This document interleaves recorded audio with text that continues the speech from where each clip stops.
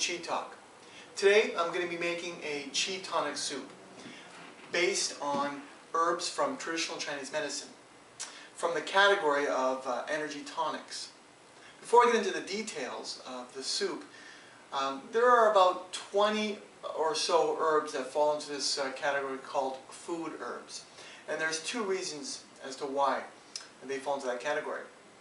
One, they have to be taken, are safe to be taken for long periods of time.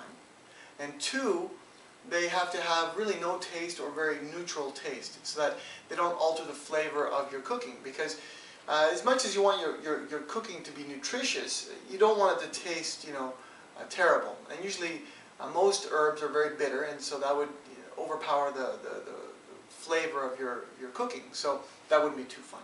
Okay? And really, if you go into any Chinese household or kitchen, I would say 9, maybe 10 out of 10 times, you would find some of these cooking herbs, okay? Because it's pretty much a part of their culture. And so I'll tell you a little bit about the herbs and how they work, and so you have more understanding as when to use them. Because ideally, they're safe, but there are times to use them that are more effective, okay? And so first, I'll talk about the two herbs, Huang Qi and Dang Shen. Huang Qi is otherwise known as astragalus, okay? And Dang Shen is otherwise known as Codonopsis, okay? And they're both, again, Qi tonics, and they're very neutral in energy.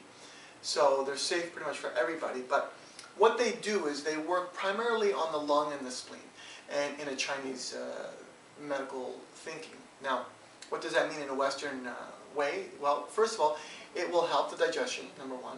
And number two, it will help boost the immune system, okay, which the Chinese call the defensive energy, the energy that protects us, or what they call Wei Qi.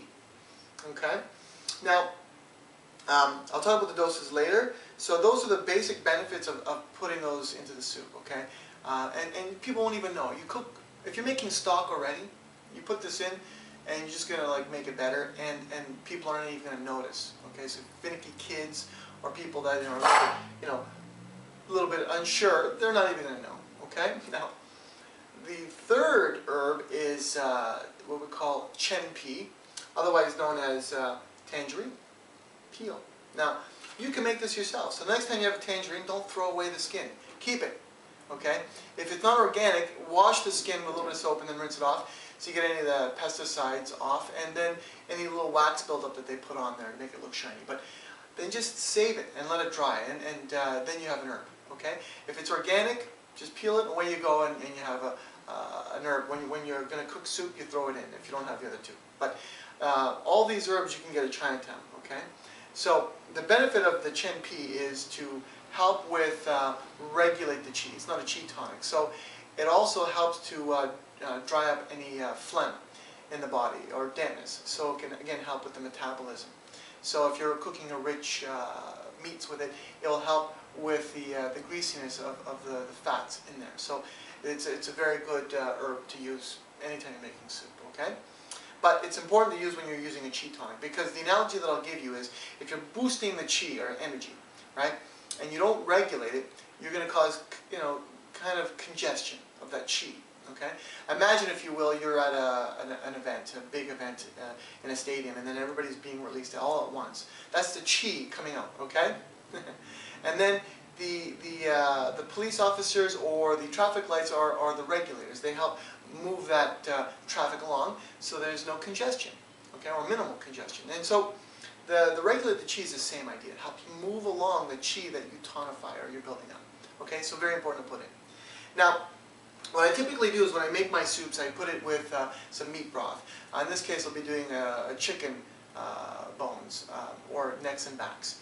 But you can use beef or pork, whatever you like, really. Or if you're a vegetarian, you can use fish. Or if you don't eat any meat at all, then you can just use, root vegetables, and that's fine too.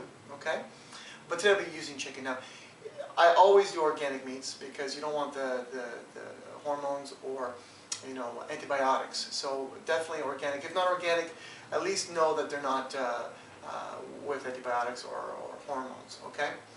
And if you're making, let's say you have chicken one day, save the bones, and then make the soup either that night or the next day. Okay, so you can kind of just make that meal go a little bit further. Okay, what I do is when I go to the butcher's, I ask for necks and backs, about 2 pounds worth, and they wrap it up, and I'll get about 10 packets of that, and then basically take them home and freeze them, and then I keep them in the freezer. Whenever we need to make soup, we just pull one out, and away you go. You can make instant soup. Okay, and even the soup that you make, I freeze as well, so that we can use it at a later date. Okay, so this is something that you can do on a day off, and then save it, and then you have it for the next week or whenever you need it.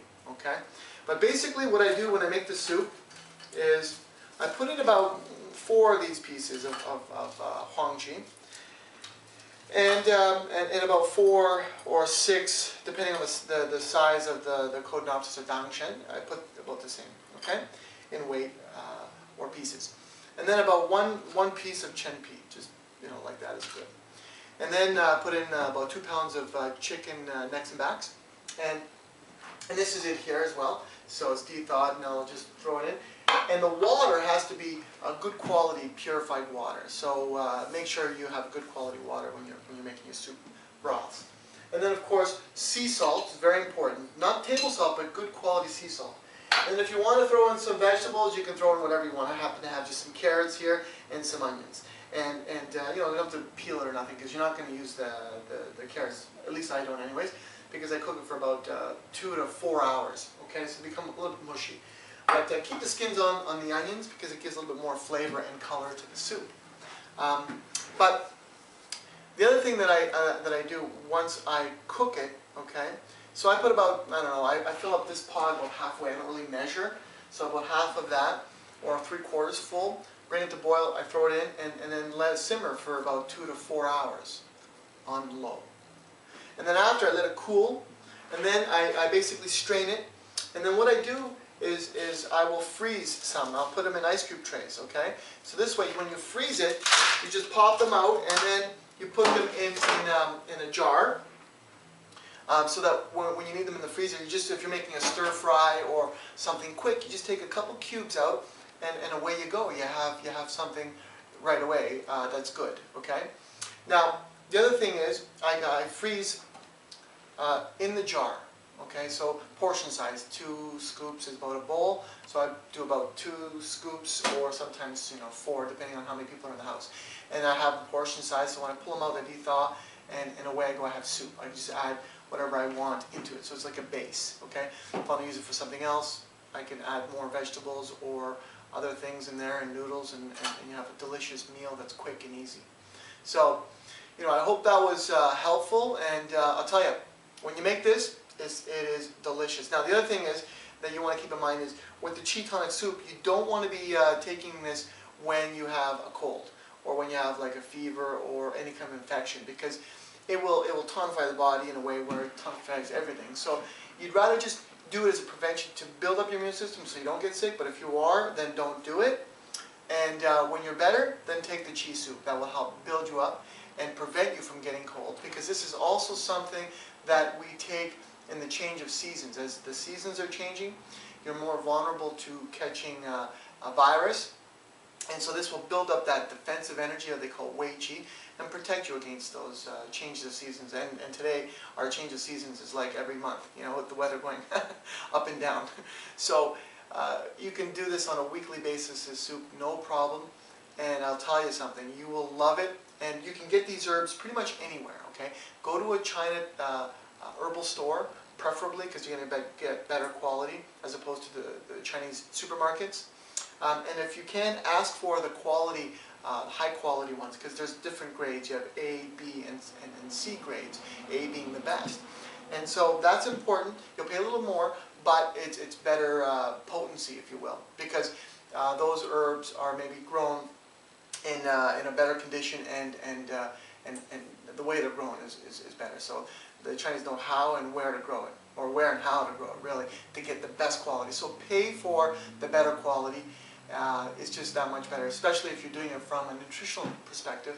It's always better to have, the best, especially when it comes to the food, okay?